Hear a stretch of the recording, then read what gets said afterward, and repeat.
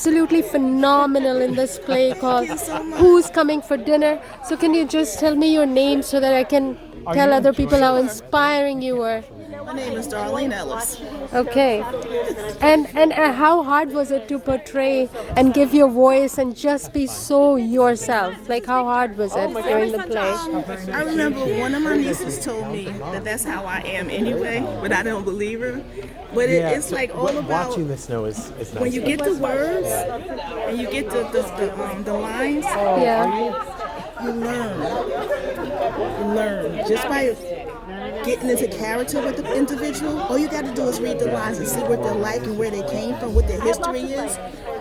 That's how you develop that character.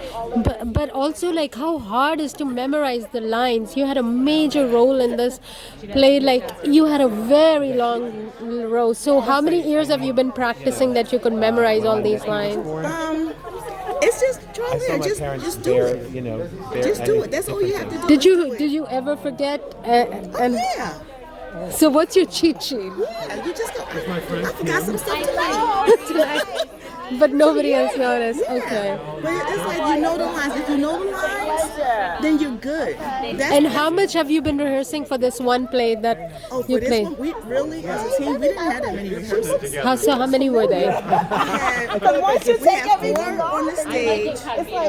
And when did we start? We started in December. We started 2, 4, 6. So maybe about 12 rehearsals total before we came on the stage. And then does it matter like who you are, who are other people in the play? Like, does it matter to you, or you just do your best because? No, you do your best because as a team, that's one of the things we do. We work together, so we get to know each other while we're acting.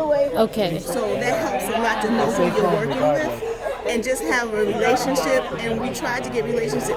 We sometimes we hug each other. Every time we see each other, we just give each other a hug. Is it ever happened that you got booed on the stage, or they didn't like something? Have you? Okay, so you always were well received in the play. How long have you been acting? I've been acting now Only for one person keeps inviting people to dinner. at least 15 years. Oh my. At least 15 years. It's like little pieces, We all not gather always and big keep that stuff. sitting. But a Okay. lot of it just been little things. So can you make a living, or you always have to have No. a? No.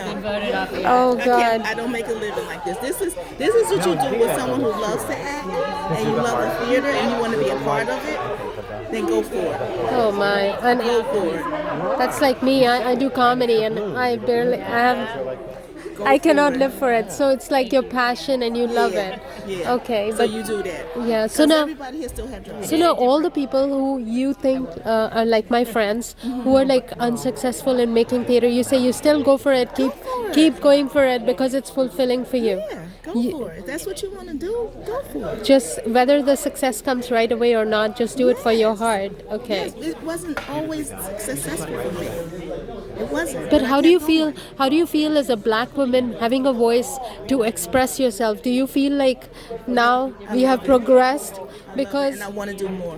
you should go to the museums and see like how we didn't have voting rights, right? Yeah, Like, yeah. and so many things that we are subtly still do not have a voice for, and then you're portraying yourself the best you can for the audience to see. And this one was a heart-wrenching experience where you portrayed yourself excellently. What are you going to say for people who want to watch your play? Like, what do you think about the play and all? Oh, it's a great play, a great message. I think you should see it just for the message itself. Okay. About racial inequality. Guess who's coming for dinner? And you were awesome.